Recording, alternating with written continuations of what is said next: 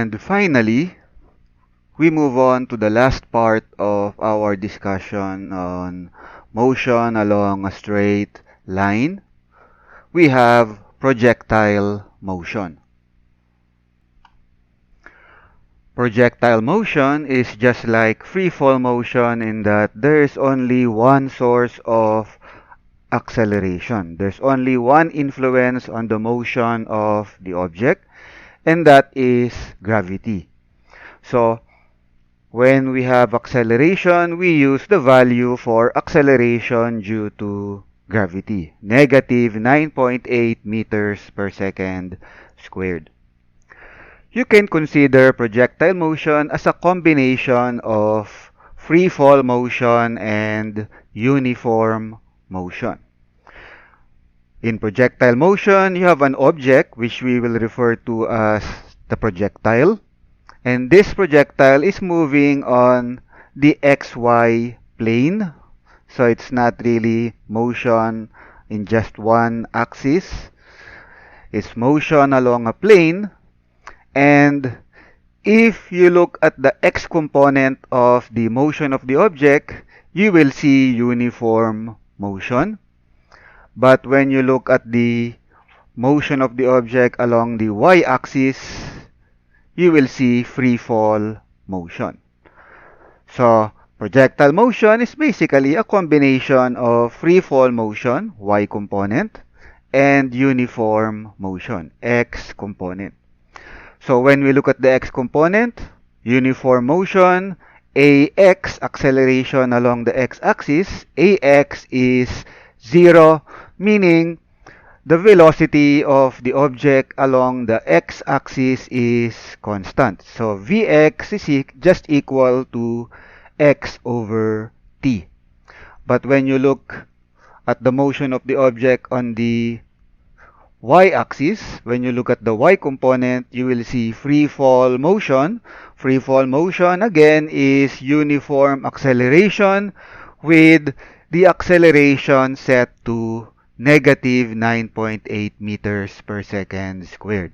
So for the y component, you have the equations for free fall motion, the equations for uniform acceleration.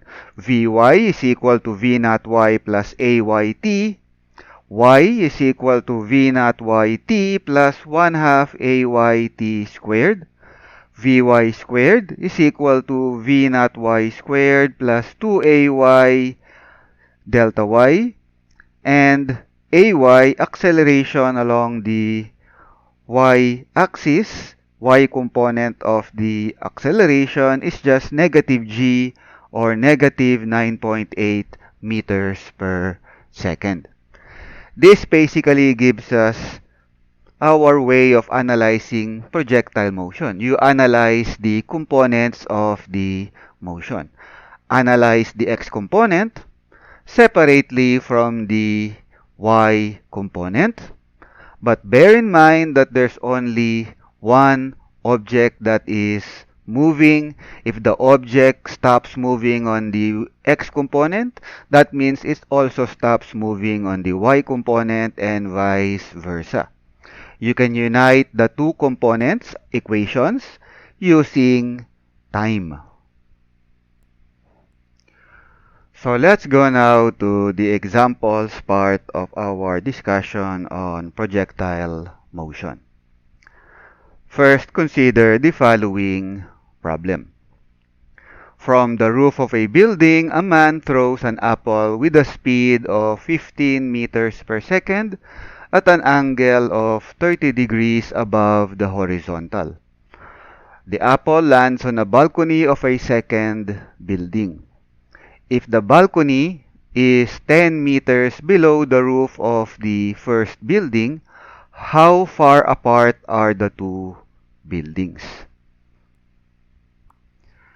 Again, when analyzing a projectile motion problem, we analyze the x component of the motion separately from the y component of the motion, and we can unite the two analyses using time.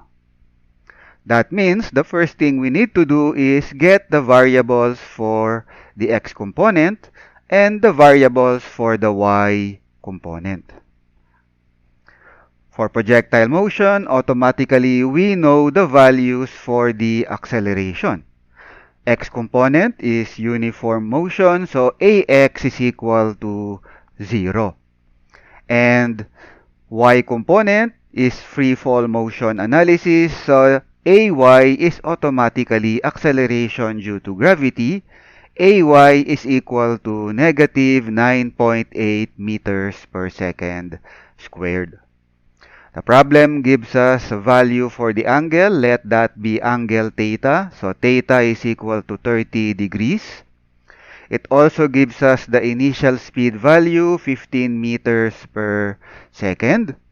Using initial speed and the angle, we can get the initial velocity for the x component and for the y component using trigonometry.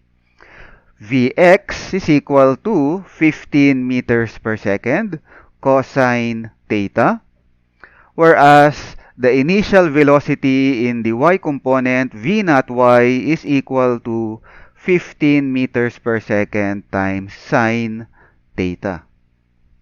So we have acceleration and initial velocity for x and y components. Let's look now at the position. For for the x component, the apple goes from the building roof to the balcony, traversing a horizontal distance d. Let d be our x. In going from the roof to the balcony, the vertical distance or difference between the two is 10 meters. That means our vertical position y is negative 10 meters, meaning the final position is 10 meters below the initial position. Analyzing the x component first. X component is uniform motion, so there's only one equation we use. Vx is equal to x over t. Isolating t, we have x over vx, which gives us d over 15 cosine 30 degrees. That's pretty much it for the x component. That's the only thing that we can get, and we are not able to calculate anything because we do not know what d is. In fact, that's what we are looking for. D is the distance, horizontal distance, between the two buildings. So we move now to the y component. Y component involves free fall motion as previously mentioned.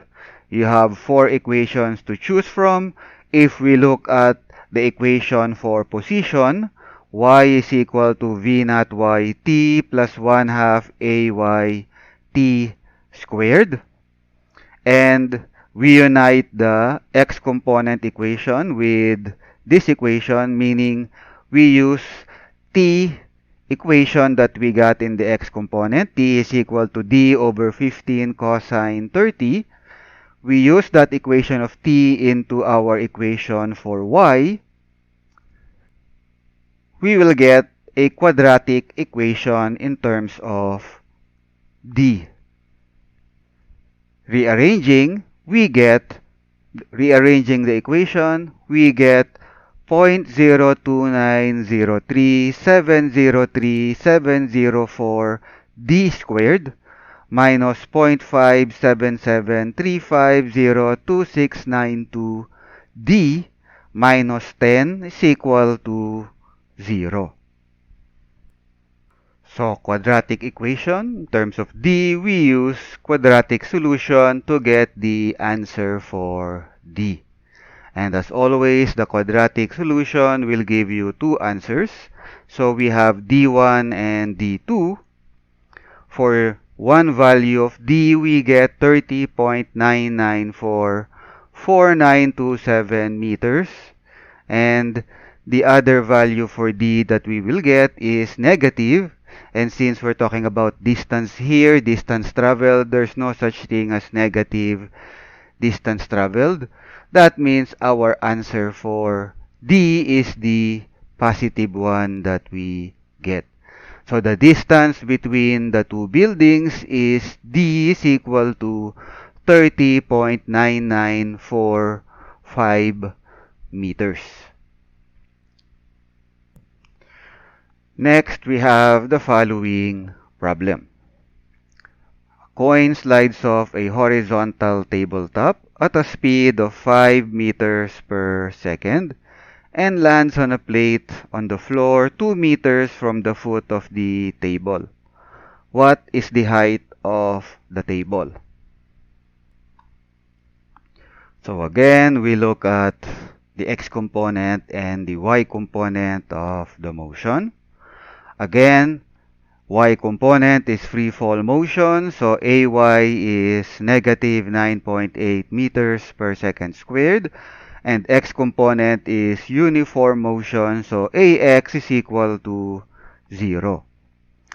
The object is initially sliding on a horizontal table surface when it slides off the table.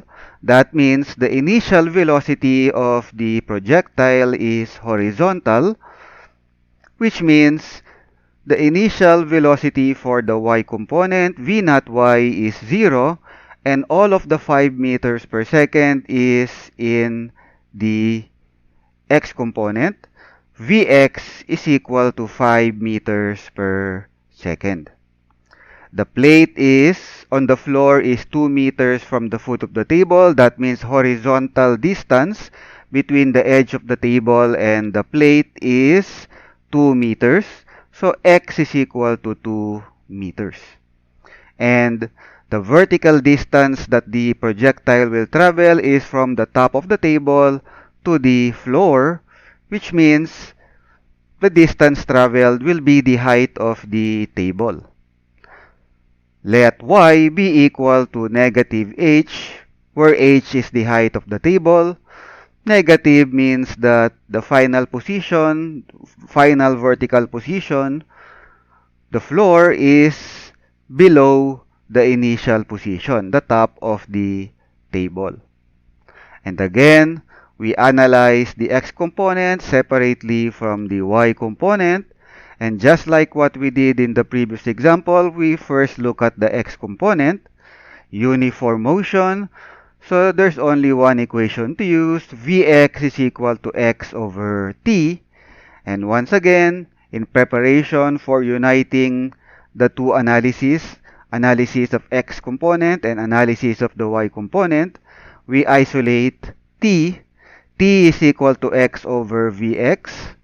Knowing x, knowing vx, we are able to get that the time is 0.4 seconds. It will take the projectile, the coin, 0.4 seconds to go from the edge of the table to the plate on the floor. Going now to the y component, free fall motion, you have 4 equations to choose from. Once again, let's look at the equation for y. Y is equal to v naught yt plus 1 half ayt squared. And since y is negative h, we can put negative h into the equation as well. The only unknown variable rather, is h. Since we've already calculated t, we are able to calculate h to be 0.784 meters, the height of the table. And that's it for our discussion on projectile motion. That's it for the topic of motion along a straight line. Thank you for watching.